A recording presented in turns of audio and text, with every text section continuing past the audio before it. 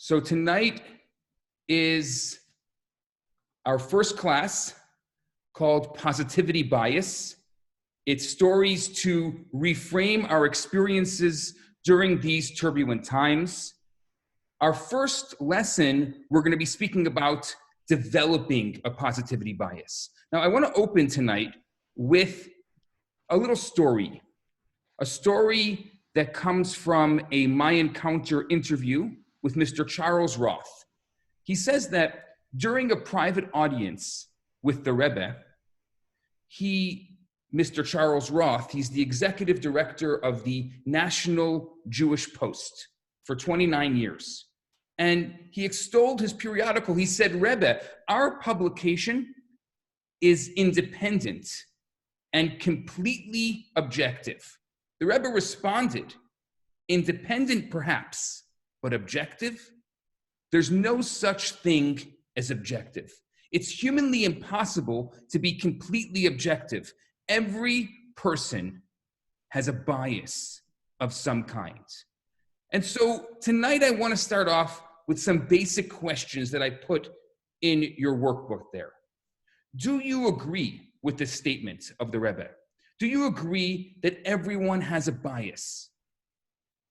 Do you consider yourself as biased in any way? And here's one that I think is very important. The term biased, does it have a negative connotation to you?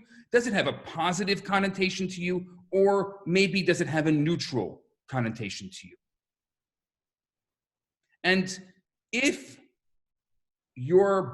the idea of bias for you is largely negative, is there ever a situation, is there ever a scenario where it's okay or it's even good to be biased? Let's give an example. Do you think that a parent should be biased when it comes to their child? Is it good or bad for a parent to be biased towards a child? Is it the healthy or the ideal state of a parent to have complete objectivity towards their child, or should they be biased towards their child? I think that what we can understand from the story and the Rebbe's words to Mr. Roth is that while one cannot be or is able to be independent, unbeholden to any particular ideology or organization, you can't live without a bias. So through a mix of nature, nurture, and free will, each of us possess a certain lens that frames and forms the way we see ourselves, the way we see others, and most importantly, the way that we see the world around us. It's not possible for us to be able to erase our personality. We can't erase our past experiences. We can't erase deeply held beliefs, nor do we want to. We can't erase observations, expressions, actions, no matter how hard we try. And the frame that we adopt, whether we adopt that frame consciously or unconsciously, it deeply impacts the way that we perceive reality. The matrix of understanding becomes our operating system, the default mechanism through which we contextualize, through which we react and we interpret every event and every interaction that we experience.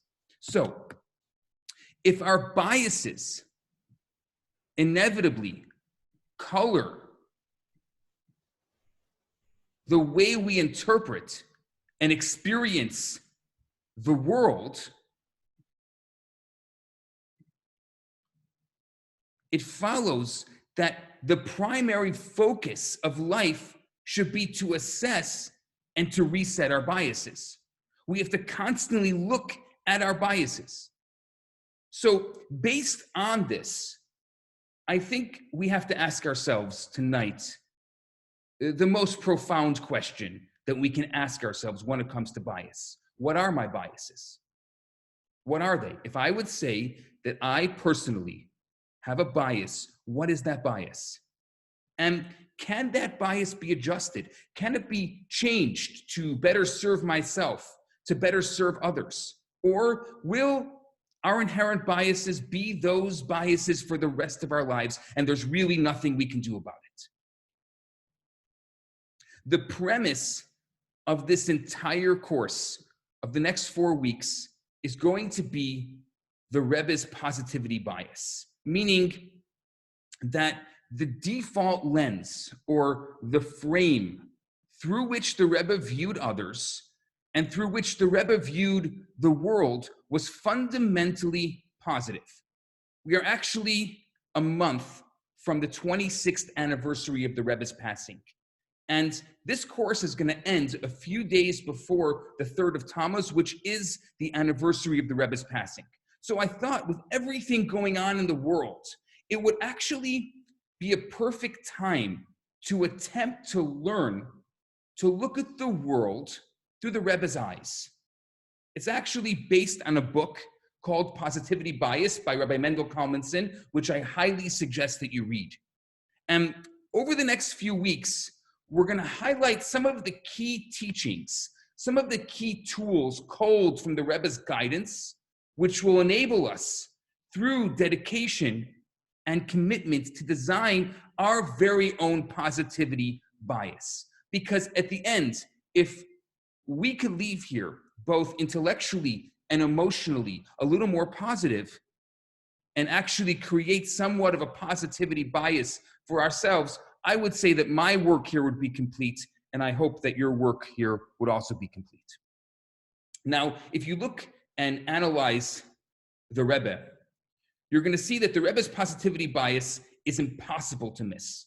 There are countless documented stories. There are countless letters and anecdotes and vignettes from the Rebbe's life and behavior that demonstrate how the Rebbe's positivity bias illuminated every single corner of his thoughts and every nuance of his speech and infused his every action, his every reaction, and his every interaction with the power of positive thinking, with the power of positive living.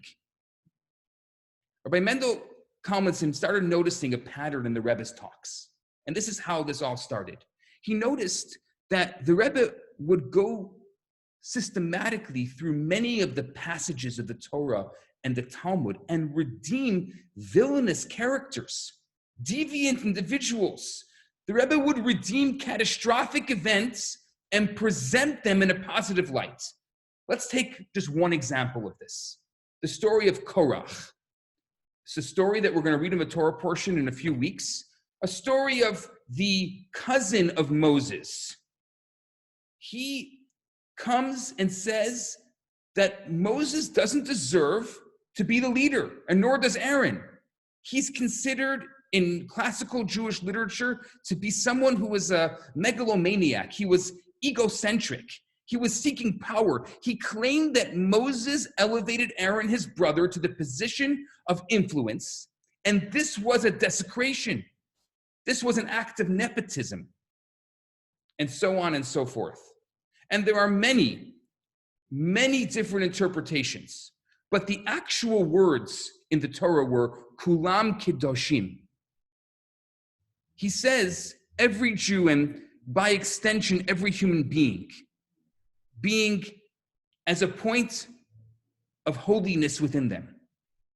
So if every single person has a point of holiness within them, why should there be any hierarchy at all? We should actually live in a world of anarchy. And he was arguing against particularism. And if you will, to put it in contemporary language, he was arguing what John Lennon put in the song, "If you only eliminate those differences between us, we'll all live as one." What the Rebbe manages to say is it's brilliant, it's messianic, that Korach was ahead of his times. He saw something incredible. He wanted to bring about change, but he was too soon. The world wasn't ready for his change. The Rebbe's optimistic and redemptive perspectives on any issues, or what we call the Rebbe's positivity bias, were definitely not reflective of the Rebbe's incredibly challenging life circumstances. He lived through the waves of pogroms, the killing fields of World War I, a typhus epidemic, a refugee crisis, the persecution and forced exile of his father, who he never saw again, the Bolshevik Revolution, the rise of communism, World War II, the brutal murder of his brother, his grandmother, and numerous other relatives in the hands of the Nazis, and a life of childlessness. Add to that the fact that the Rebbe personally absorbed and carried the crushing pain of hundreds of thousands of individuals who sought him out for healing, for comfort, for love, for acceptance, for help, and simply sometimes for a reason to live. And what does the Rebbe say once to a rabbi eunuch? The Rebbe says, I worked on myself to always see things positively. The Rebbe says that each one of us can work to develop our own positive worldview and perspective. Each of us is able to develop a positivity bias.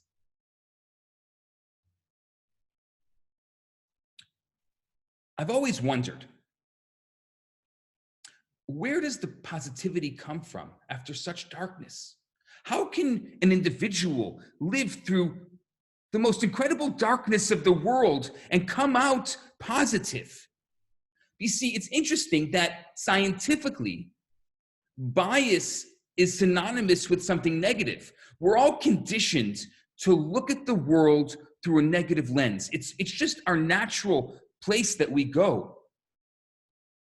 Actually, in and of itself, bias just means a predisposition. And each of us have a predisposition.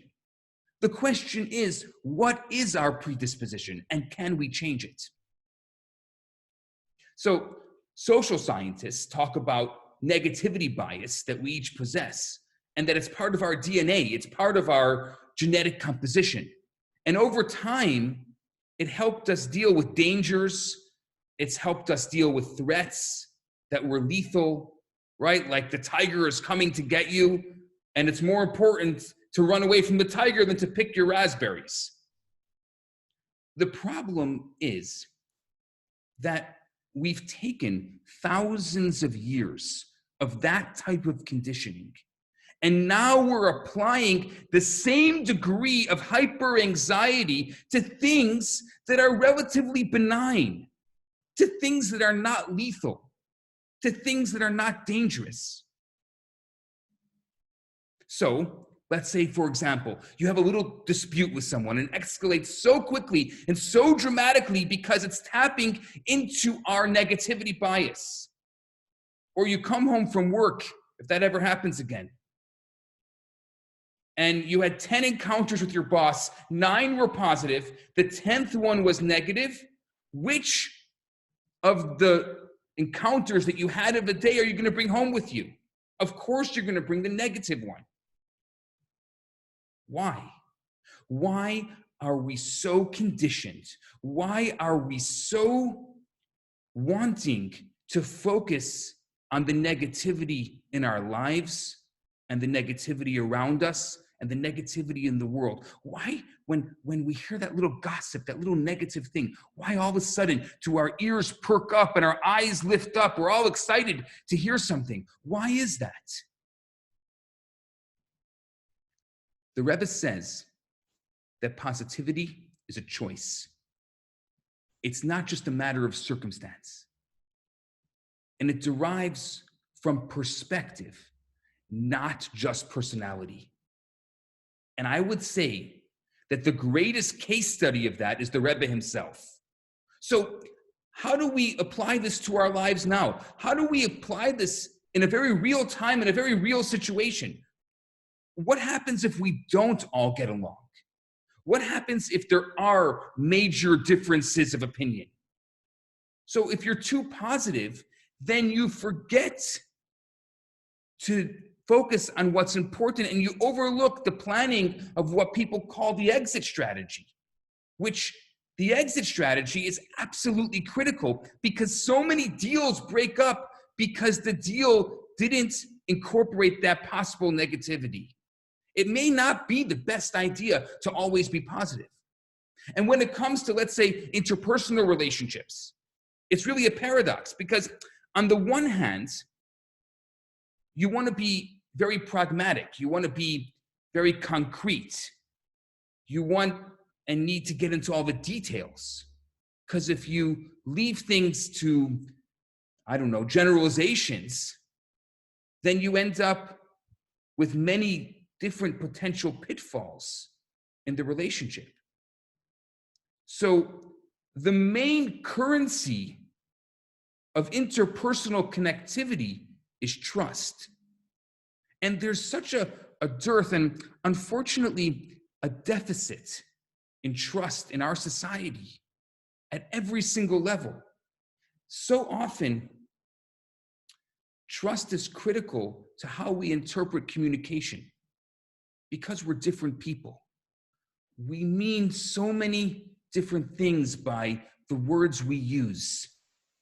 And we bring to bear a very different life, experiences, values. And so if you come from a position of trust and you see the good and you recognize that people are complex, that people are not monolithic, they're multifaceted, but at the core, every single individual wants to do good. Every individual wants to be good. And you project that into every encounter. The Rebbe believed that if you do that, you will elicit that in the other. You will activate that in the other. And we may not always see that in the short term, but in the long term, it pays off. In the long term, we'll be able to notice a difference in the people that we interact with. Partially also because we're going to change as a result of it. So it's about balance. It's about going there practically and pragmatically. But at the same time, when it comes to interpreting the meaning of the words and the exchange and the social intercourse, the Rebbe would teach that we should always do so with what he called an ayin tov, an eye that's good. Someone once asked the Rebbe if he was happy. And the Rebbe said, always happy, never satisfied. There's always something more to do, which I think is a very different type of bias. It's an action bias. It comes from a place of positivity. And that positivity is, quote unquote, I matter, that everything I do counts. And that if we came from that place, then we would be supercharged with energy and a clarity because every encounter becomes meaningful. I'm going to share with you a beautiful story that I've been living with over the past few years. There was a fellow who wanted to meet the Rebbe. And generally, if you wanted to meet the Rebbe, you had to contact the secretary and you had to set up a meeting, and a meeting may have taken months to get. But he decided to, let's call it, circumvent the protocol. And he sort of ambushed the Rebbe as the Rebbe was walking out of the synagogue, as he was walking out of 770. He was walking to his car, and it was after a very long day at work. And he had to be back in a few hours because he was going to be seeing people through the night, as the Rebbe did often. And this fellow started talking to the Rebbe. And the Rebbe's personal secretary recognized that this was one of those guys who, let's just say, if he wasn't stopped, he would go on forever. And so he gently interjected and said, the Rebbe has to go home. And if you'd like to speak to him further, come see me later. As they get into the car, the Rebbe turns to the secretary and admonishes him gently, but lovingly, but firmly at the same time. It was one of the geniuses of the Rebbe. He was able to admonish lovingly and firmly. And the Rebbe said to him, the holy Baal Shem Tov, the founder of the Hasidic movement, taught that each of our souls come into this world and spend an entire lifetime just to do one favor for one individual. And the Rebbe turns to his secretary and says, who knows? Maybe my soul came into the world to do this one favor for this one individual right now.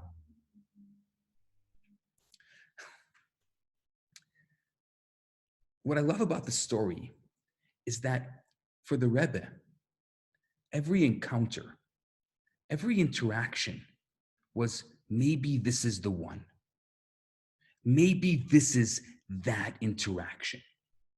So it's a positivity bias that fused every interaction with a sense of reverence, with a sense of awesomeness, with a sense of auspiciousness. And when you live switched on that level, everything changes. Each of us are created with a personality. And sometimes we say, if only I had a different personality. I mean, if only I could delete this piece of my personality. Maybe I could Photoshop it, or today we Canva it. Maybe I can Canva it out. The Rebbe didn't want us to delete it. The Rebbe wanted us to transform it. If you're super ambitious, use that ambition for something holy. If a person is very attached to their self-image, so live up to a very high self-image. There's even a way to channel anger. In the Psalms and the Tehillim, David talks about anger and he says, Ovei Hashem sinu ra. Those who love God or good hate evil. Think about it. Without hate, evil would flourish, according to King David. Without hate, then evil would flourish. You know, at that point of your life where you feel you can't let this go on, and that became the impetus for activism, or that became the impetus for community service, or for whatever it may be. Often that comes from anger. Anger means I can't let this go on anymore. It's not anger at someone.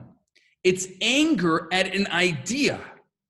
And that's the brilliance of the Rebbe, where he disassociates the person from the philosophy.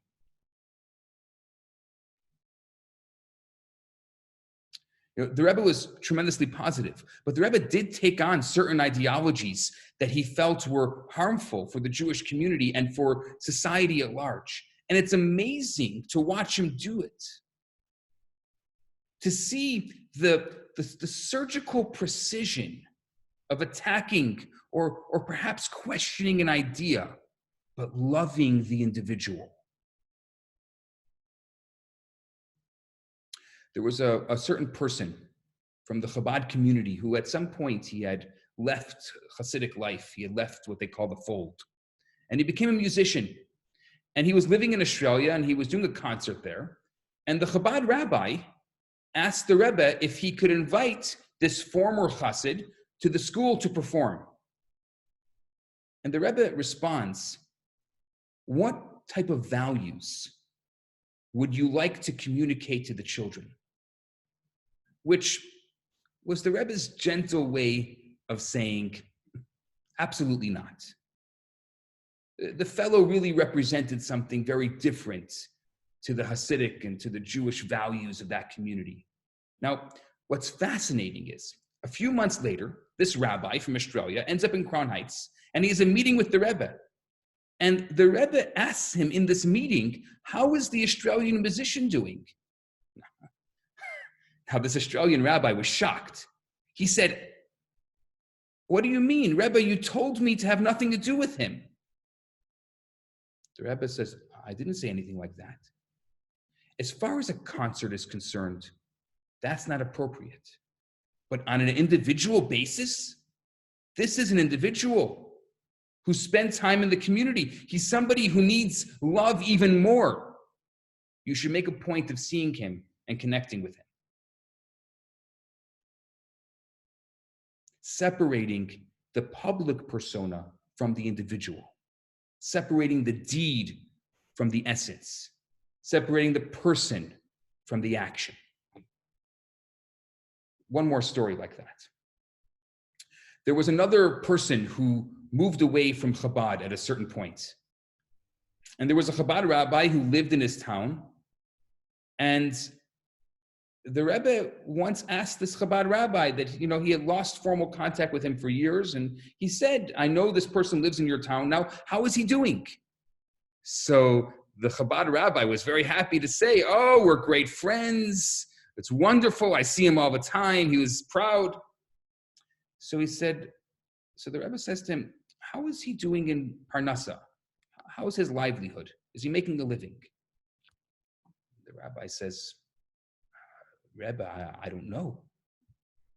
So the Rebbe looks at him and says, and you call yourself a friend?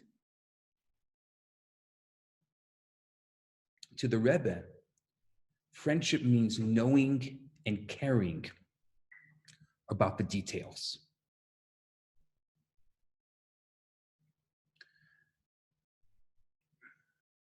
Once, the Rebbe received a letter from a businessman who, in the course of his travels, had encountered something that really upset him.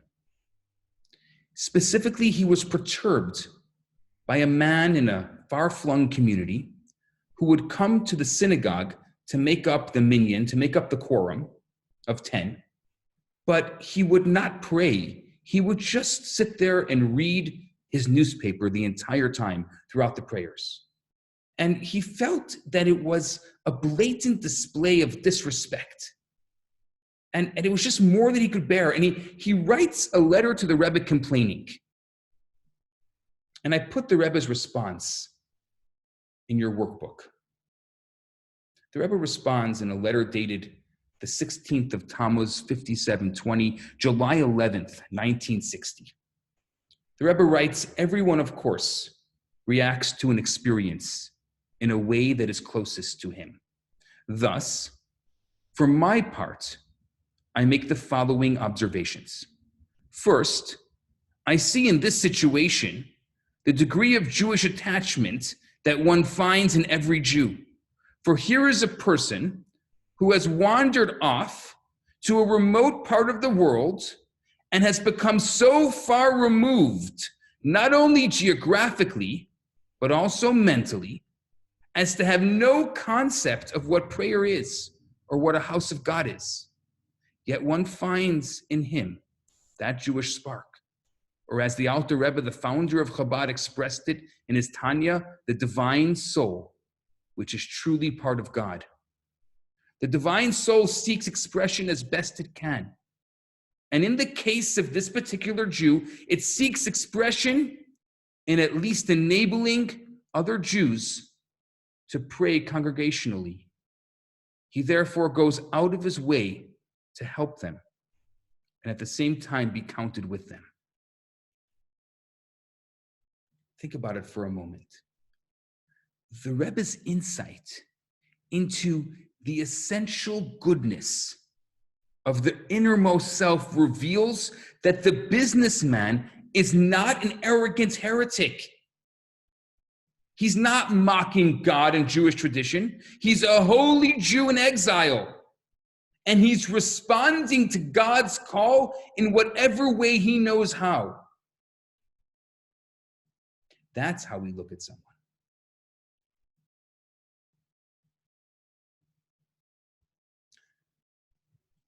I'll tell you one of my favorite stories.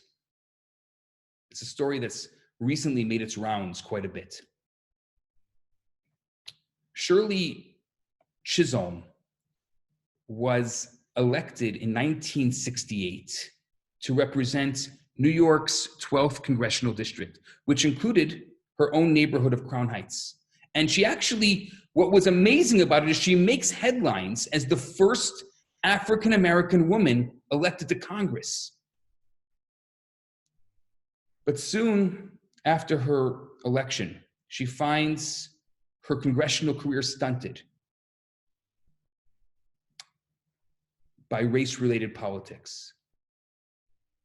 Bowing to political pressures from Southern politicians, the House leadership assigned the very urban Chisholm to the Agriculture Committee, a committee that's focused on the need of rural America, a place where they figured the African-American woman can have very little influence.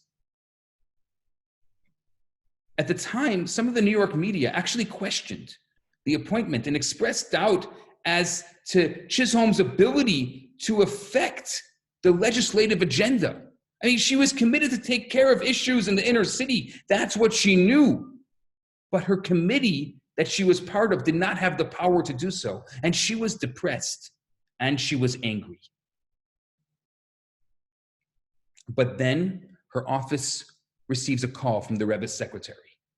The Lubavitcher Rebbe wants to see you. She decides to go to the meeting, not sure why this rabbi wants to see her and what she has to do with a rabbi. And during the meeting, the Rebbe told the congresswoman, "I know you're very upset." And she says, "Yes, I'm deeply insulted, Rabbi. What should I do?"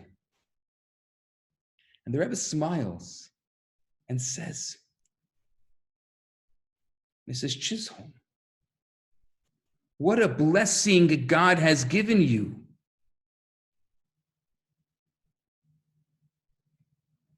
She's shocked. And the Rebbe continues, "This country has so much surplus food, and there are so many hungry people.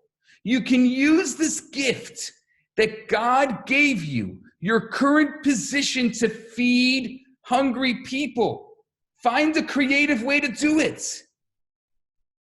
She leaves this meeting tasked with a charge. She happens to meet Senator Bob Dole, her first day in Washington.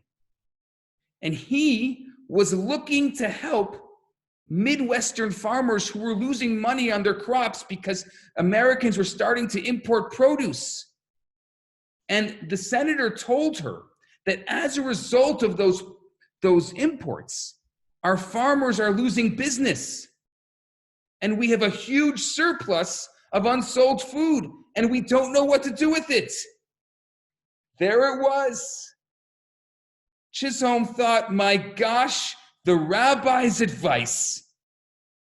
During the next few years, she worked to expand the National Food Stamp Program, which had allowed poor Americans to buy subsidized food from Midwestern farmers. And finally, in 1973, the Agriculture and Consumer Protection Act mandated that food stamps be made available in every jurisdiction in the United States. She and Senator Dole went on to co-create the special supplemental nutrition program for women, infants, and children, which today is called the WIC, and today benefits millions of people each month. At her retirement party, there was a man by the name of Dr. David Lukens. He was there, and he told the following story that he heard from her. he says she got up at her retirement party and she shared the following moving words. She said, I owe all of this to a rabbi who was an optimist, who taught me that what you may think is a challenge is actually a gift from God. And she continued, if poor babies have milk and poor children have food today, it's because this rabbi in Crown Heights had vision.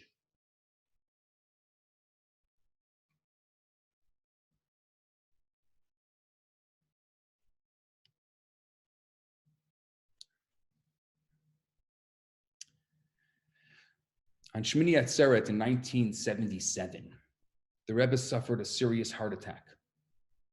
And 2 days later, he wanted to give a talk. He always gave a talk. For 28 years, he had given a talk on that day, and he wanted to give a talk. And the doctors didn't want him to give that talk, and they said, Rebbe, you must take care of your health. If not, there's a 25% chance of relapse. And the doctor says, Rebbe, do you understand what I'm saying? So the Rebbe smiles and he says, you said if I don't take care of my health, which I assure you I will, there's a 75% chance that there won't be a relapse.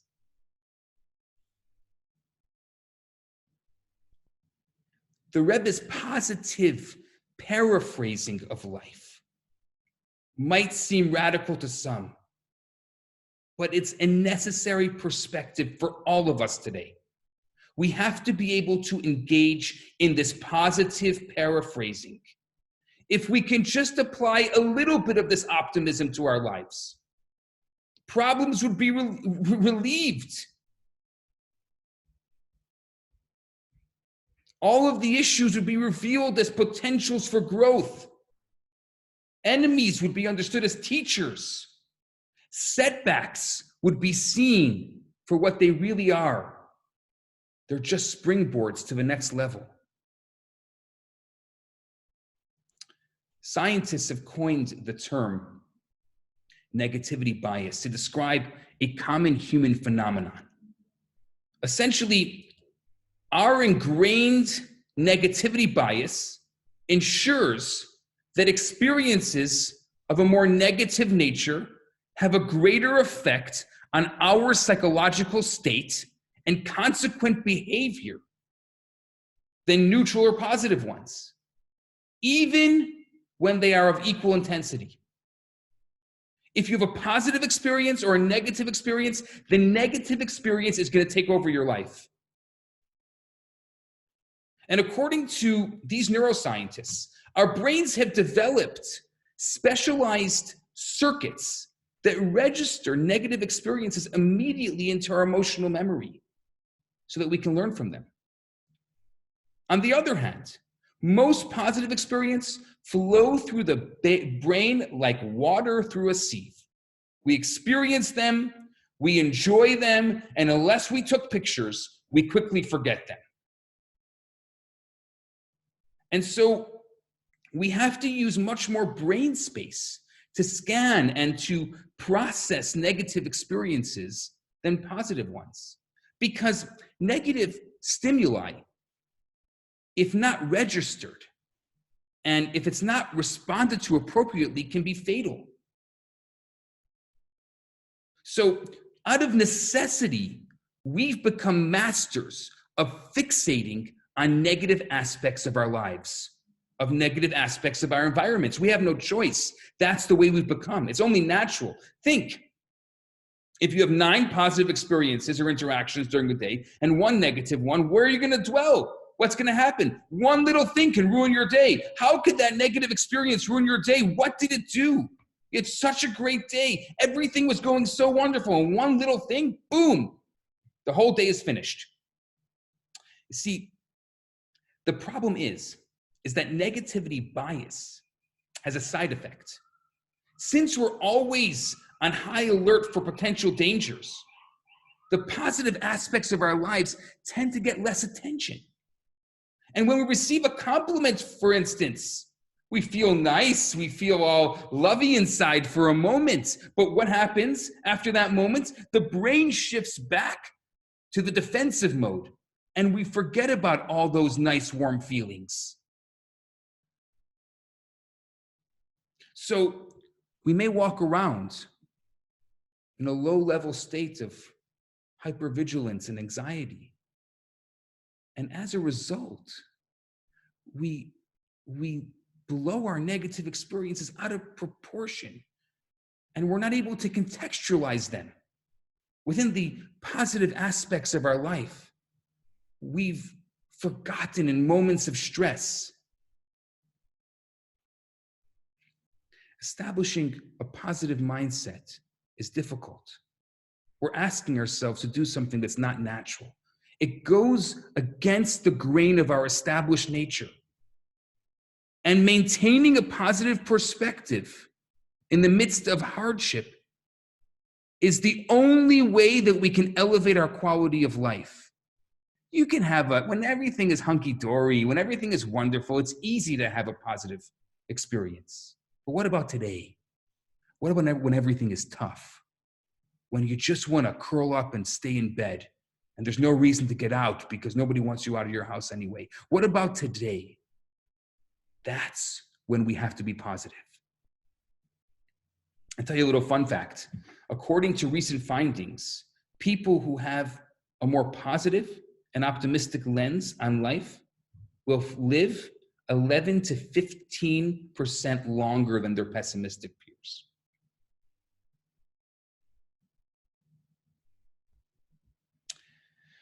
I think the Rebbe was well aware of this. He was well aware of the natural tendency of human consciousness to dwell on the negative.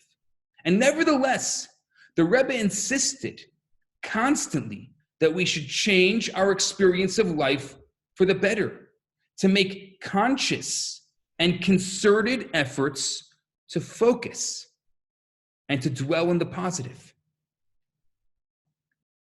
Someone who used to complain to the Rebbe often about his life circumstances once received this powerful response, and I put it here in your book. The Rebbe wrote him, I'll just read it. In our world, everything is a mixture of good and bad. Human beings must choose which aspects they're going to emphasize, contemplate, and pursue. How instructive is that which our sages tell us that Adam was an ingrate. Even before he was banished from the Garden of Eden, while living in a literal paradise, he complained about his circumstances. Sound familiar? On the other hand, there were Jewish men and women who thanked and blessed the Creator and recited the morning blessings even while living through the most horrifying times in the German concentration camps. Ultimately, everyone's circumstances will be somewhere between these extremes. My point in saying this, the Rebbe says, is not to admonish you. It's simply to underscore the reality that the type of lives that we live, whether full of satisfaction and meaning or the opposite, depends in a large measure on our willpower, which dictates whether we will focus on the positive or on the negative. Our perspectives are so powerful, they can lead us to find fault with paradise or to express gratitude even while in a state of extreme suffering. In a rare personal disclosure to one of his aides, the Rebbe once said, I worked on myself to always look at things in a positive light. Otherwise, I could not have survived.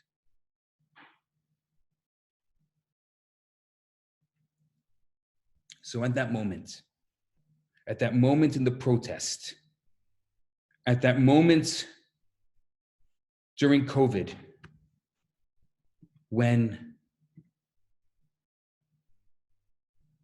nothing is positive, when you can't find the positive in anything, when you really want something and then you don't get it, when you have a true sense of loss on much deeper levels, you lose a friend, you lose a family member, God forbid. In that whole range of human experiences, when you really suffer a loss, What does the Rebbe say about that? What is the Rebbe's approach? How do you find the positive in the most negative of circumstances? What did the Rebbe say? Take the grief and channel it into something holy and constructive. And the Rebbe did this himself. I'll tell you, after the Rebbe's wife passed away, it was clear to everyone that the Rebbe was deeply, deeply hurt by the passing of his wife. And almost immediately after her passing, the Rebbe launched a campaign of growth and productivity and creativity.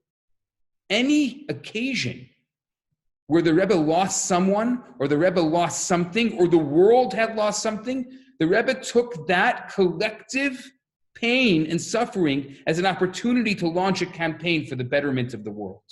For example, after the Rebbetzin passed away, after the Rebbe's wife passed away, the Rebbe launched the birthday campaign. The Rebbe encouraged all the Hasidim and communities beyond to mark a birthday with a spiritual gathering.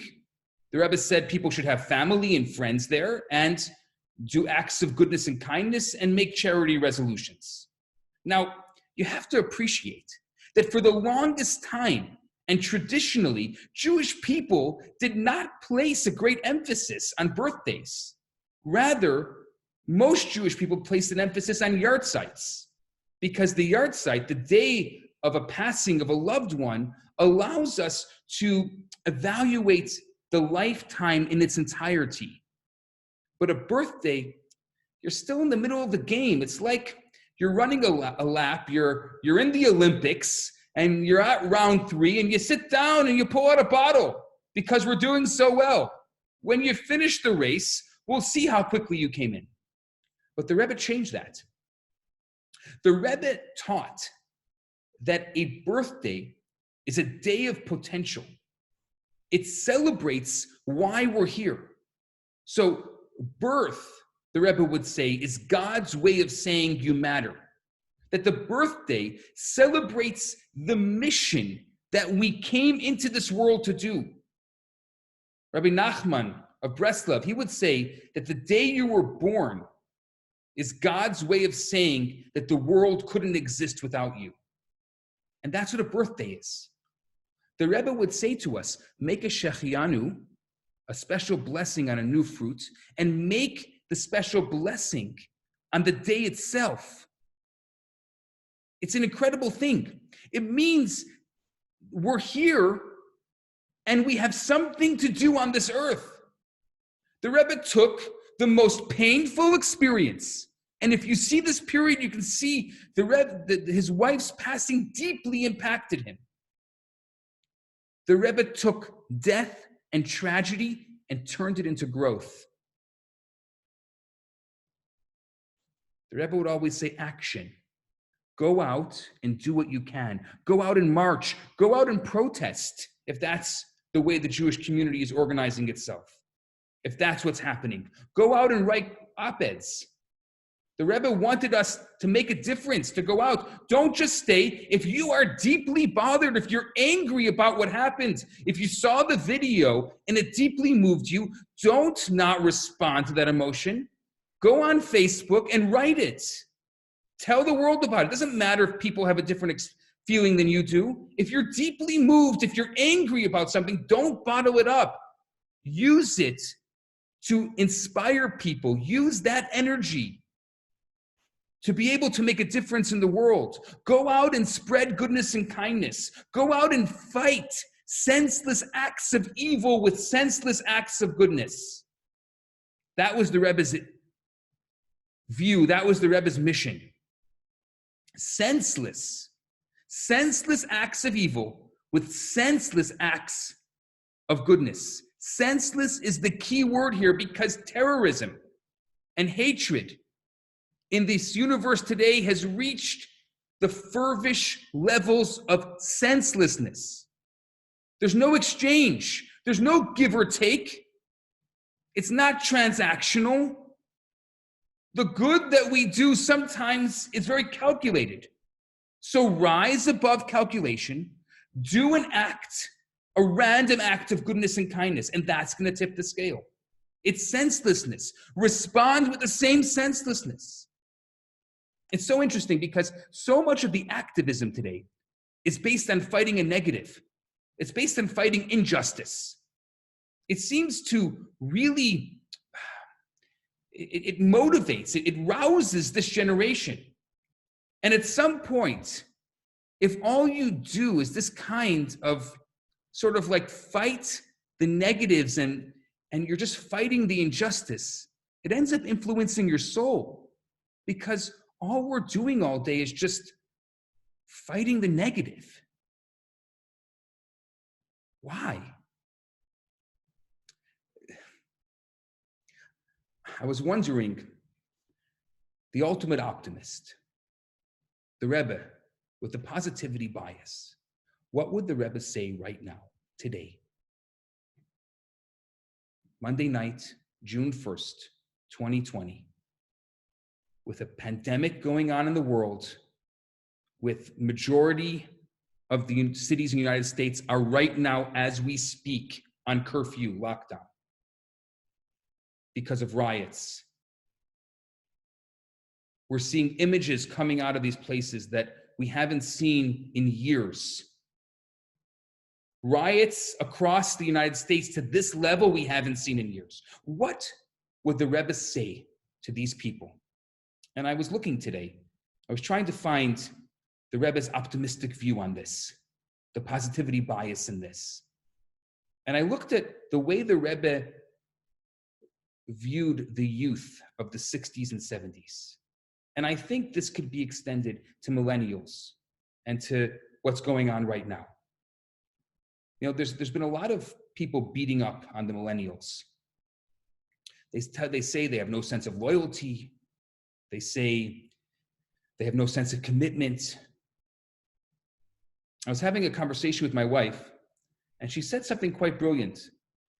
She asked, where is this non-committal, this non-loyalty coming from? It's coming from a place where these people want to impact. They want meaning. They want to see that they're doing something good, and they're willing to sacrifice the comfort of a secure job to do so. That's genius. That's a positivity bias. And it's true. They're willing to work. They're willing to move into different jobs much more quickly and readily than generations before, which the generations before, they just looked for security. All they wanted was financial security, the security of the paycheck. Here, we have a generation of people that want to know they're making a difference, and that's brilliant. And you know what the Rebbe said to the people of the 60s and 70s, to the people who wanted to make a difference? Go out and make a difference. Change that. Find your positivity in that. It shouldn't lead you to riot and loot. It should lead you to standing up for what's right, for standing up for justice. The Rebbe said that we need to change human rights into human responsibilities. We don't have innate rights. We have responsibilities. Each and every one of us has a responsibility, a unique responsibility to make this world a better place. Now, if someone else had the same responsibility with us, then we wouldn't be here. Which means that no one that came into this world before us, no one that will come into this world after us, and no one that is here during our lifetime has the same unique purpose as we do. So if you are motivated, if you are angry, if you're frustrated, channel that. Take that anger, take that frustration, and do something good. Make a difference. Reach out. The world needs this change. We have to stop just focusing on the negativity and the negativity. It's too much. It's too much. The world needs this change. And the only people that are going to be able to do it is us, because that's what we're focused on. We came here tonight. I listened to so many of you tonight, and what I heard is an anger. I don't want it to be like this. I'm frustrated. Well, you can bottle up that frustration, or you can channel that frustration to something positive. And that's what the Rebbe is saying. So I want to summarize the 5 main ideas that I spoke about tonight. And I wrote that in your workbook. Number 1, that each of us has a subjective and biased way of viewing ourselves, of viewing others and the world around us, which is only natural. Number 2, our personal bias colors our perception and experience of the world, and hence, from a strategic point of view, rather than trying to deal with the symptoms and the effects of our biases, we should try to assess and reset our biases themselves. Number 3, naturally, we each possess a negativity bias, which makes developing a positive default prism on life more challenging, but also necessary. Number 4, negativity bias diminishes our quality of life, and therefore we need to counter it with a more balanced and more positive perspective. And number 5, living a life of positivity is a matter of choice, not circumstance, and derives from perspective, not personality. Developing a positive bias is therefore within the capacity of each of us. And that is what we're going to start talking about in the coming weeks, is how we are going to be able to develop this positivity bias.